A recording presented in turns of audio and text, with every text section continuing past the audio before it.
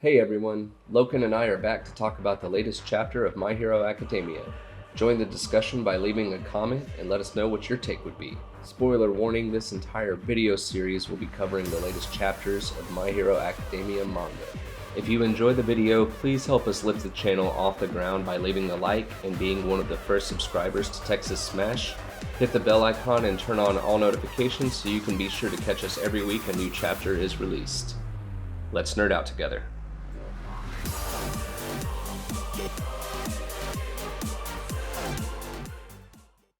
Alright, so this week we're going to go straight through the chapter instead of giving a recap at the beginning. So we're just going to dive right into it. Chapter 298, titled Crumbling Sound, starts off with the League of Villains.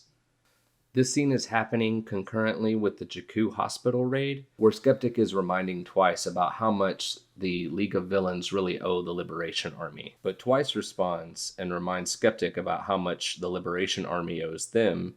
Then we see a quick scene of Re-Destro, courtesy of a clone from Twice, being able to continue his business dealings. So we'll stop right there. What do you think, Loken? Anything worth talking about in that first section? I think it's interesting to see Re-Destro's clone going after the hero commission, and getting to see some flashback and insight what was going on at the same time for the hospital raid.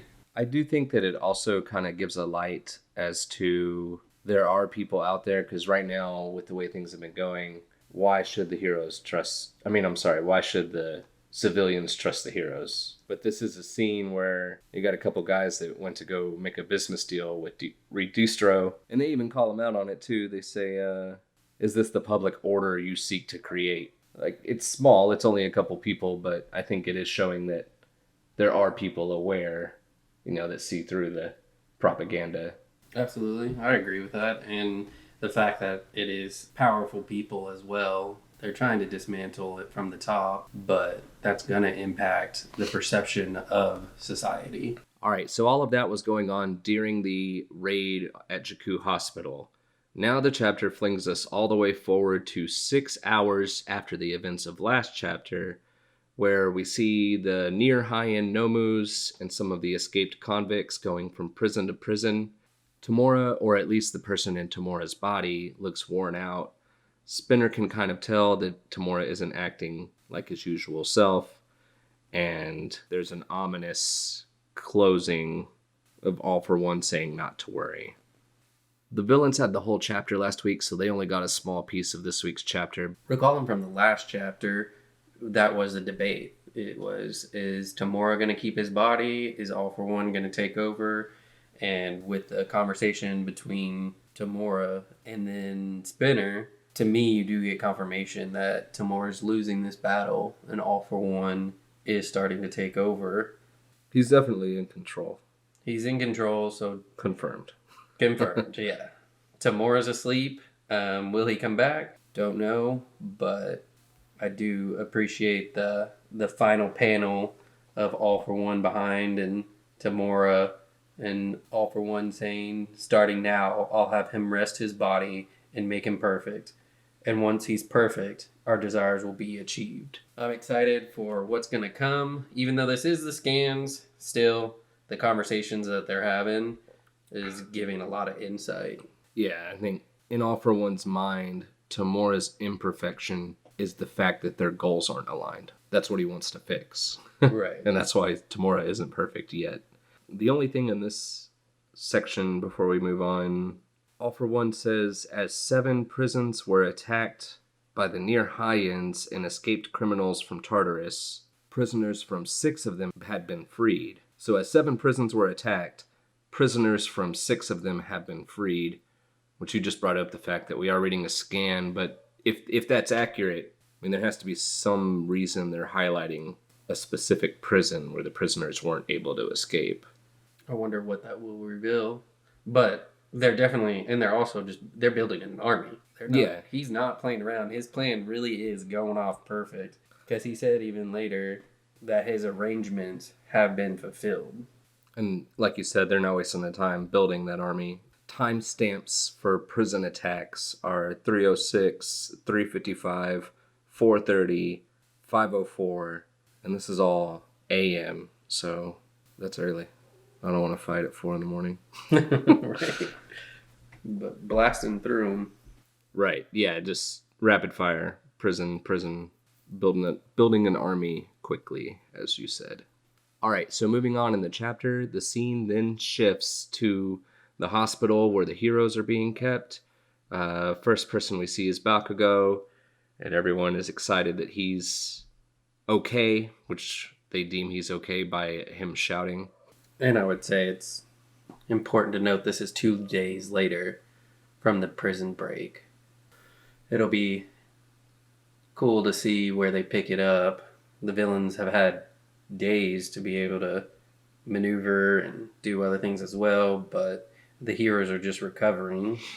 Yeah, you saw what they did in just a few hours. Yeah, that's a good point. It's been 2 days, so they've probably done a lot of damage at this point. Bakugo seems to be his normal self, though. Yelling, screaming. Yeah, I liked when he said, don't make that your standard for evaluating me. Right. So we then go from a screaming Bakugo to a Gran Torino who's not talking at all. And then from there, we check in on Aizawa. Him and Present Mike Present Mike really is mourning the fact that midnight is past. Aizawa says he doesn't want to talk about it. Checks up on the students. Not much to say about Aizawa, anything there before we start talking about Todoroki. The only thing I would know is he definitely took some damage. Legs gone. Yeah. I mean, how do you think he feels knowing so many people? At this point, he's had time to think about it. Because while it was happening, it was a chaotic war. And he was able to kind of not spend a bunch of time, put a bunch of thought into it. But now that he's in a hospital bed, he's had time to think about all the people that have been hurt or killed for his sake. I know we got crushed for sure. That's the obvious one. I'm sure he knows that he did what his sacrifice saved people. So is he happy that he had to do it? No, but he knows in his heart he did the right thing. And his face just looks very solemn. When Present Mike looks like he's really mourning, Aizawa still seems to have tunnel vision to me. What do you think? I almost think they're stressed about different things. I don't think Aizawa likes the fact that people are, what does it say? Thanks to Rocklock and the others prioritizing your life, you're here. I mean, I think he hates that, you know? Right. And even when Present Mike tries to bring up midnight, he just stops it right there. To me, he's more worried he is, and then he jumps right to the students. Mm-hmm. That's his main concern. Cool. Well, then it goes to Todoroki, which basically takes up the rest of the chapter. You see a big crowd of people anxious to talk to Endeavor. You know, the people want to know. Todoroki remembers something that happened before the war, which Loken and I will get into that in more detail, but talks with some of the students, thinks about Dabi, relates to Dabi in a way, kind of proclaims that, you know, Dabi will be dealt with by me, not by Endeavor. Shoto's going to be the one to stop this, basically, is what he's saying. So Todoroki got a lot of screen time this chapter. I'm sure this will be the majority of our discussion, honestly. So what you got from this part? I think it's important to note that, again, 2 days later, and there hasn't been any update from the heroes, and the whole scheme of Dabi and plan to besmirch Endeavor has kind of been just left in the air, hanging, and that's why there are a ton of people at the hospital, just crowds, reporters. They all want a story from him. They all need to know, like, what is going on. But nothing's been finalized, so I think it'll be interesting whenever Endeavor does wake up, what he has to say. And Does he lose his license? good question. I don't think so. No? You? I kind of think, I think he has to. How would he not at this point? I guess it would depend on what happens with the villains.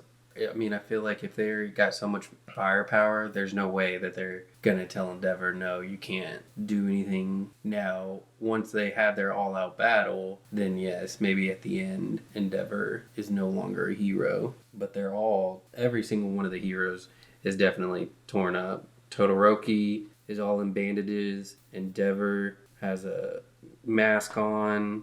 Dobby definitely messed him up, that's for sure. And that's interesting that, Shoto is still wanting to confront Dobby and deal with him. I guess he really is on his father's side. But I wonder whenever Endeavor wakes up, once they start talking, is he going to do this for Endeavor, or is he just doing it because it's the right thing to do? I think the latter. He says it can't be father. Maybe he just knows if Endeavor is the one to go after Dobby. Well, yeah. It could just be, how similar to how Gran Torino told All Might, you can't go after Tamora anymore.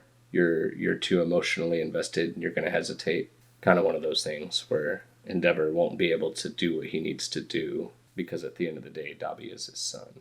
Okay. I like that angle. That's interesting. I was thinking more of like the optics. Like society already sees him in a bad light, and then if society sees him also going after his accuser, then they're definitely gonna doubt him and question him. While Shoto's still pure of heart, doesn't have all these bad things against him, and so if he does it, maybe it'll look better in the eyes of society. Yeah. Endeavor can't really go beating up his son in front of a bunch of cameras at this point. Exactly.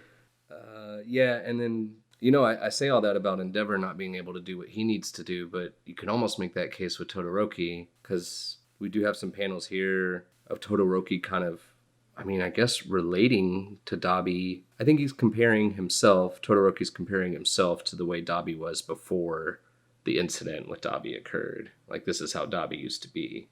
Yeah. Was me. And he says that. He's right. me. Yeah. So, to put it back on Shoto, can Shoto do what he needs to do if he crosses paths with Dobby? When he says the me before that day who burned this body, is that referencing Zai? I'm really curious what the official translation there is. I was wondering, what if it says the me from before that day, he burned his body? Is he talking about before the day Dobby burnt himself up? Or is he talking about himself getting hit with the boiling water? But I was kind of leaning towards maybe he's talking about Dobby there, which I'm just totally guessing that it's a poor translation. If he meant to say before he burned his body, that would make more sense to me, that little Toya started down the path that Shoto's on now.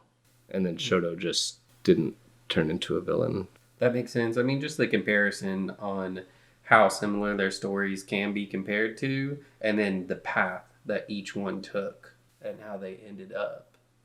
Very Deku Tamora. Yes, exactly. I thought it was interesting that it was brought up. There was also kind of a little flashback as well, and Todoroki remembering Star Servant and his words being, his shining light beckons the dark and our demise. Right, which we did check that out before the video. That is a direct quote. So it's not like that's something that confused me. I thought Shoto was having these thoughts. But no, that's what Star Servant said when he was apprehended. Was that 244, technically, is when that chapter? That's when he got arrested, at least. Right. That's when he was arrested. And then him just having that thought process is interesting. Remember, that's what he recalls, is that because of Endeavor's bright light, he is the one who caused Hero Society's demise. It's because of the way that he is a hero. Right. Beckons the dark light. Exactly. Right. That's the narrative that they're trying to push. But Star Servant was sent by Dobby, who works for the Paranormal Liberation Army. But then even the chapter before that, when the guards were talking in Tartarus about the human awareness or whatever the organization was called, well, we know that was Skeptic's organization. So it's like all these Liberation Army plugins to influential parts of society. Not good for the heroes. At all. Nope. Which goes to bring it all the way back to the beginning of the chapter. I think that's why they had the beginning scene, is you had a couple guys that kind of realized, oh, these guys aren't, doing everything they promised to do. Maybe they are the bad guys, Yeah. There are people out there that know the truth, even though it's a small sliver. Yeah. But I feel like that will eventually come to the surface. Right. And it's just crazy how many layers there is to not only All for One's planning, but let's say the Liberation Army, their planning. Then you got Dobby, his own planning. Like they were all doing their own little thing, and that All for One didn't have Dobby doing that to try to expose Endeavor. That was him. So it's crazy Probably. how many different moving parts. Yes. Who knows? Maybe it will come I out. do. I mean, this we'll have to. I don't want to get too far off the rails, but if you remember, they found Dobby's lower jawbone, right? I mean, I don't know. The thought has crossed my mind that All for One probably, I don't want to say probably, but very well could have had a role with Dobby's recovery. Yeah, that would make a lot of sense if the doctor was there too and somehow got Dobby out of there and then under All for One's direction or tutelage. When he got Shirakumo, I mean, I guess the only reason I'm bringing up him is he was crushed. His body was crushed under a bunch of rubble. Point being, we've seen cases where he doesn't have a whole lot to work with, like a lower jawbone, for example. Right. So that could be very interesting because then it's like you hated Tamura, but now you're starting to think, oh, what if All for One is the reason Tamura is bad?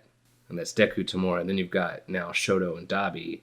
What if you have the exact same thing happen? You know, like they tried to do with Bakugo. now we see that, oh, Dabi isn't so bad. It's because All for One made him this way. And Right. I mean, it seems almost too parallel, like the same story being told over again. Mm-hmm. But interesting thought. The one thing, though, there is Dabi did say when he was introduced that I am going by Dabi now. So he has some sort of recollection of past events. He consciously said, I'm going by this name. So he knows he's Toya.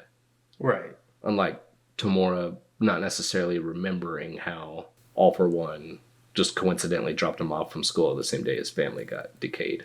Mm-hmm. All right, and to wrap up the chapter, we basically have Bakugo against all medical advice going to Deku's room to check up on him. And then the last panel, we see All Might by Deku's side, and we find out that Midoriya is the only one who hasn't shown signs of waking up. And that's how the chapter ends. So not too much to cover. The majority of the chapter, I feel like, this was Shoto's chapter, but, you know, Deku's going to wake up. We all know that. Maybe he's going to talk with the vestiges some more before he comes back into consciousness, or what do you think? Anything there? One can only hope. I can't wait to see it. And you remember when Recovery Girl said, don't use your arms anymore, and now you see him completely bandaged up. How much damage? I'm interested to see how much damage is really done to his body. Yeah, that's a good point. Is he going to be able to use his arms? Is he going to have prosthetic arms? But Deku's the main character, so we know our boy's going to be all right. And with that, Chapter 298 comes to a close. Make sure to leave a comment down below, let us know what you think of this chapter, and make sure to join us next week, where we'll cover Chapter 299. See you then.